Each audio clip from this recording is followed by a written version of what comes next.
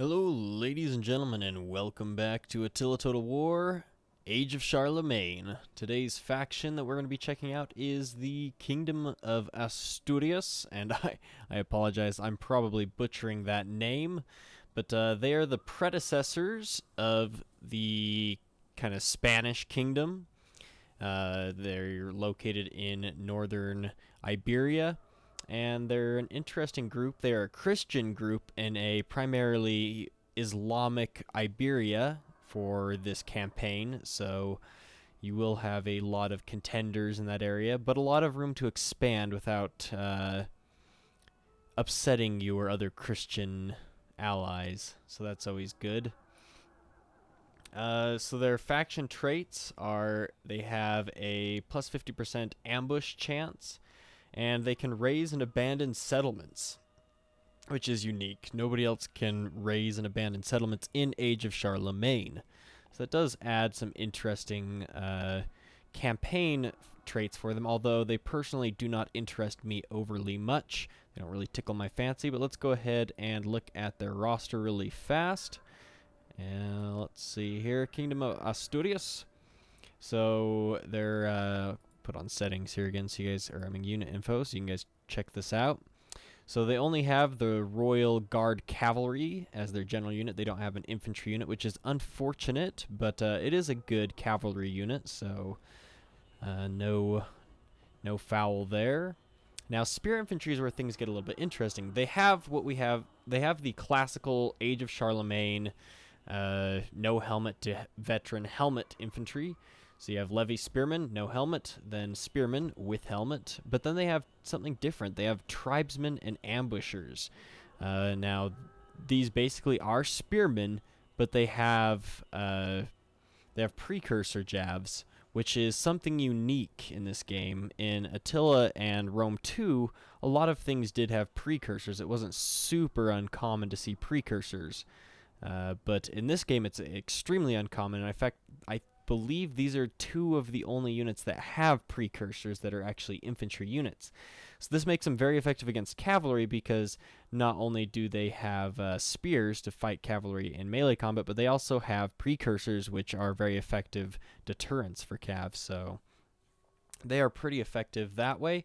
You do get a higher cost, and they have kind of the same idea. You have the one without a helmet, and then you have the one with a helmet, and adding a helmet just adds it adds a bit more. It adds more ammunition. It goes from 2 precursors to 5 precursors, which is a big improvement. More than twice the ammunition. But then you also go melee attack 35 to 39, no new melee damage, same spear. So charge bonus is 30 to 34. Melee defense is 43 to 45. Armor goes from 6 to 10. Morale goes from 30 to 45. That's a good improvement. Speed decreases from 38 to 35. And yeah, that is their bonuses. They have something down here going on, though. What was different here? I'm trying to figure this out. Expert charge defense. Was that it? No, they have that.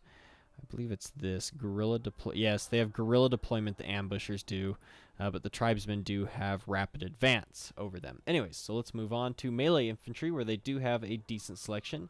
They have just kind of the base swordsman unit here, which is unarmored besides a helmet and a shield, just kind of a cheap melee infantry unit. Then they have their armored infantry unit, the armored swordsman, aptly named, the backbone of your campaign groups, or at least for me anyways. Then they have the Royal Guardsmen, which are a really tanky and pretty cool looking unit, honestly. They have a kind of a gambeson or a protective bit of clothing over their mail armor, which is so prevalent in Attila.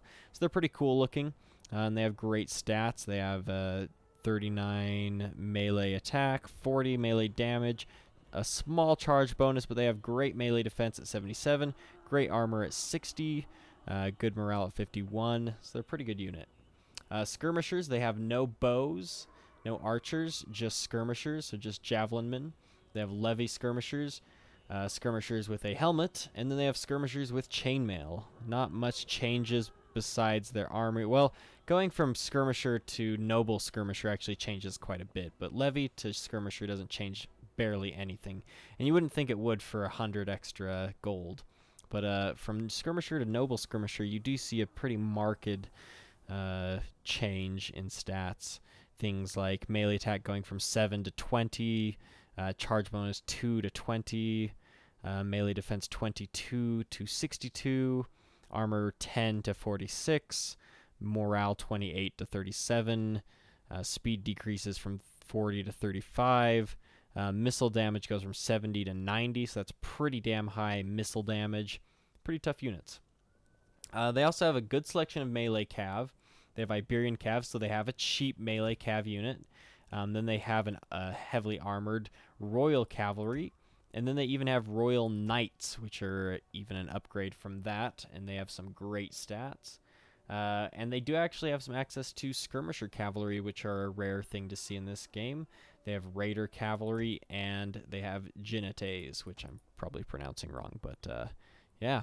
So they have an interesting roster. They have some kind of utility spearmen with precursor javs, which makes them nice. They have a decent selection of melee infantry. No archers, so that's a weak point, but they do have good skirmishers.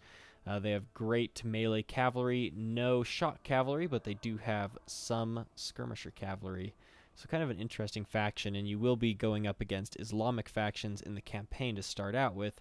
But let's go ahead and take a look at a replay where I play as them. So I will be playing the Kingdom of Asturias, and my opponent, Deve, will be playing the Kingdom of Lombards. So let's go ahead and watch this replay here. As you can see here, I honestly was just kind of grabbing some random things to see how they would stack up against the enemy, whereas he has a much more unified army, it looks like. And this was a pretty quick fight, as you can see, 7 minutes and 38 seconds. And I also remembered to enable my painting tools, which makes me extremely happy. But as you can see here, we'll just take a quick look at what I brought to the fight.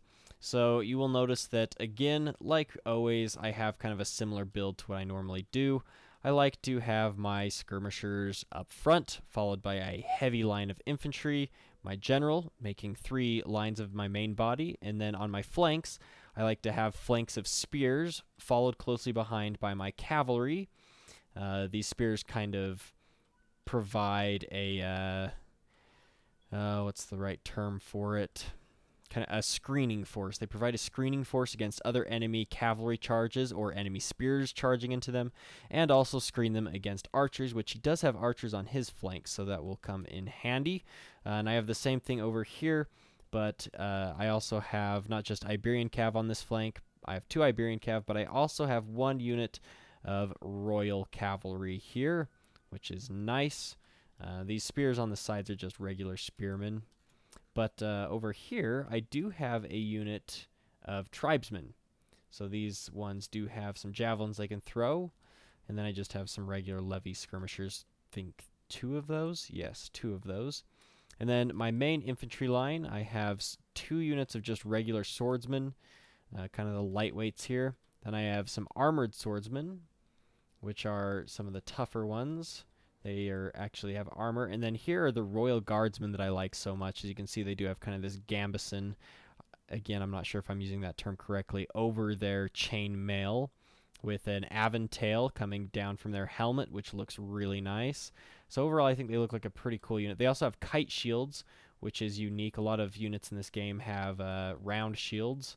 But I do like the look of the kite shields that they have. And here is their Royal Guard Cavalry.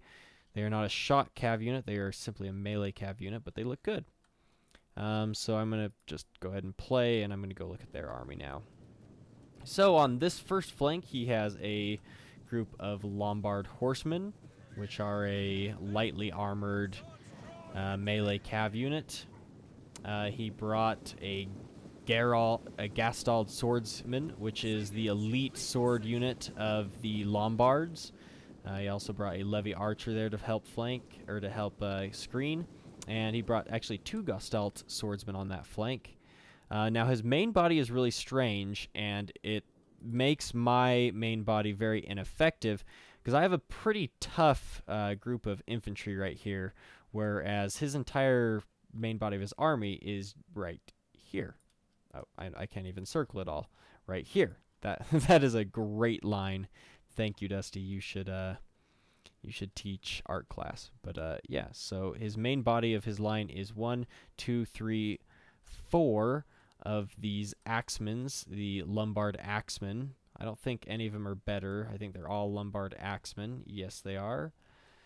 So that's all. He just has 4 units of Lombard axemen spread way thin, and then a bunch of shot cavalry. He has 4 units of Lombard lancers here, kind of covering. And I think that they are meant to kind of be able to directly charge and smash into my front lines or any skirmishes I had, or if necessary to be able to flank around. But he doesn't really have a main body, and so I'm marching this huge main body of my army into basically nothing. Basically into withering fire from archers, followed by shot cav and Lombard axemen, which have armor piercing, which is unfortunate. And then on this flank, he has a similar one to his other side. He has a archer unit, 2 Gostald swordsmen, which are very elite melee infantry, just to reiterate. And then he has Gastald guardsmen back here as his general unit. So things go very interestingly in this battle. So you can see I am just trying to kind of outflank him because I do have more cavalry on this flank, so I'm trying to get my spearmen to get up and engage these Gostald swordsmen. Obviously, these lowly spearmen are never going to stand up in a long engagement with them, but hopefully long enough to eat up some of the fire from his archers here and to be able to wrap up these Gostald swordsmen in a quick engagement, while the main body of my cavalry here is trying to get around and start flanking. I think that I accidentally hit here and here because I was doing other stuff on this side of the map, which we will go and look at now because this battle's going all over the place. But you should just note that these tribesmen are fighting. I have my whole main body moving forward to engage these axemen, when what I should have done is had some of these swordsmen to assist in these other fights that are happening, because over here I did the same thing. I had these spearmen kind of catch up with these Gostald swords, and then I started engaging all my cavalry units with his cavalry units, and I do have him outnumbered with cavalry, and I think I got one of his cavalry units to flee, but he did bring in a Lombard lancer, which I can still beat. Oh no, I'm actually, he's hitting me with flaming arrows here. So he's actually able to get both of my cavalry units to fall back using these flaming arrows, and they are pretty badly damaged though. Quite chaotic on this side of the map. I'm going to be honest, my opponent did much better at simply outmaneuvering me, being able, what's the term I'm looking for here? So I did actually eventually send one of my Royal Guardsmen over here. His Gestalt Swordsmen are in a shield wall formation where mine are not, but I just wanted to wrap them up with something a little bit heavier now. And I'm doing okay, but I did lose both my cavalry units to his Gestalt Guardsmen, but I'm just trying to wrap up here. And I tried to get these spearmen through this gap, but obviously that didn't work. He was much better at micromanaging, that's the word I was looking for, than me. And obviously, you know, I am winning out this fight here, because there wasn't really a fight to be had here, although I am losing to this Lombard Lancer. And then over here you can see that I have a armored swordsman fighting up against this Lombard axeman, but he is getting his shot cavalry in them and also in my remaining skirmishers. So this battle is not going in my favor. I actually sent my my general's unit over here, which was probably not a smart move. I thought I could get him to assist and help out, but these Gostald swordsmen are pretty damn tanky, and I wasn't able to do a whole lot against them, unfortunately. So now I'm going to send them back to the main fight, hit here, and then start rotating into these archers, because I'm trying to win out this fight here, get rid of these Lombard axemen so that I can then use these remaining Royal Guardsmen to start marching into what's left of his force over here on this right flank. Unfortunately, the armies are very spread out in this fight, and my opponent was a much better micromanager than I was. He was able to get things in position better than I was. and I made a lot of mistakes. I missed a lot of units that were ready to be given orders, but I just wasn't able to quite do that for them, which is unfortunate for my men. I also had a lot of my men sprinting back and forth, and unfortunately, he is really doing a number on my Royal Guardsmen here, who are sprinting everywhere, who are tired. They're both winded, I believe. Yeah, so things are not going well for my army here, as you can see. I am sending my General Royal Guard Cavalry unit to pick on his archers up here. I'll get some of them to flee. His shot cav isn't doing so hot. But yeah, at this point, I have these guys in shield wall, and I think I make them slow down a little bit. Oh, nope, I guess not. They're just going to go ahead and full-on charge, even though they're winded, into these Lombard axemen. But this does make a cool scene here. Kind of the spread lines charging into each other. And then this group got hit in the back by Lombard lancers, which is unfortunate. So now I did win out this fight, and so I'm able to send the last of my units into this fray, including my skirmishers, and my Royal Guard Cavalry is going to avoid his general unit and try and sneak around the side. But if you just look, he has 2 Gostald swordsmen here, a Lombard axeman, my sword units my Royal Guardsmen are fleeing, and he has 2 Gostald swordsmen coming in quickly. So I guess it's no secret now, no spoilers now. I do lose this fight. And yeah, my opponent did better than me. He outplayed me. I'm not going to say that he got lucky or that I got unlucky. He literally was the better player. He knew how to play the game better than me. And yeah, so I do lose this fight, which is unfortunate. But I decided to throw this in here, even though I normally only show battles that I win, just because I feel like it provides more of an air of excitement for me to commentate over. And I don't know, I guess it's just normally how I do things, but it is hard to find a match with Age of Charlemagne right now. I mean, there's always 1 or 2 games going on, but the people that are playing are pretty good for the most part. And you know, I decided that I thought it was fair to show you guys that I'm not a great player, honestly. Like, I understand the strategies. I like to look at the stats and like play with things and see what functions work, but when it actually comes down to a fight, like playing against somebody else and having to micromanage every aspect of the fight, I'm really not that great of a player. I'm not a bad player, but see, I did get a valiant defeat. That's something, right? But I'm not a fantastic player when I have to play myself, but I'm not a horrible player either. But let's just take a look at these stats here. My Royal Guard Cavalry, quite a few kills here. All these spears wasted. I mean, none of them got spectacular kills. This tribesman unit, however, did get 90, so that was pretty good. 98 on this swordsman, which is pretty good for what it cost. 31 on this. 81 on this armored swordsman, which is not bad. Where I wasted a lot of money is all these Royal Guardsmen. I had them running all over the battlefield, getting hit by arrows, getting charged by shot cavalry in the back. Absolute waste of my finances here in these Royal Guardsmen. Not really because I shouldn't have bought them, but more because I didn't use them properly. I mean, this one got 72, 50. I mean, they did. It's not like they got no kills. They got some kills, but like, this is not a lot of kills for how much money I spent on them. Levy Skirmisher 43, 25, not much. Cavalry 50, 35, 34, 12, 53, 17. Yeah, not so good. Not so good. And then we look over here, and we see these Gostald swordsmen, 148, 123, 109, 80. That's what we should see on these Royal Guardsmen over here on my side. That's the type of kills that we should be seeing. But it is also true that he had a lot of missile troops, and he had his infantry spread out, whereas my infantry were mostly congregated into one force. And they did go up against these Lombard axemen, which, as you can see, 228, 165, 107. Axemen units in this game are quite a bit more effective than they are in Attila because they have a good charge bonus and they have good armor piercing.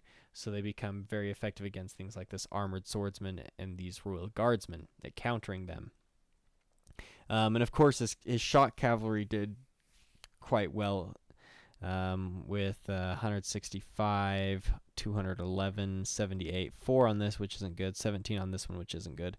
But overall, my opponent just plain out was a better player than me and played better in this match. So congratulations, Deve. You were the winner this day. One day, though, one day I'll come back and I'll beat you. We'll have a rematch. I'm just kidding. But anyways, guys, thanks so much for watching this. I want to finish out the entire Age of Charlemagne factions, just because I like the Age of Charlemagne expansion DLC the most thus far. But yeah, we'll see how that goes. If you guys have any replays, once again, I just want to reiterate that you can send me your replays via the email address that is in the description below. Thank you guys for watching, and I'll see you guys in the next one.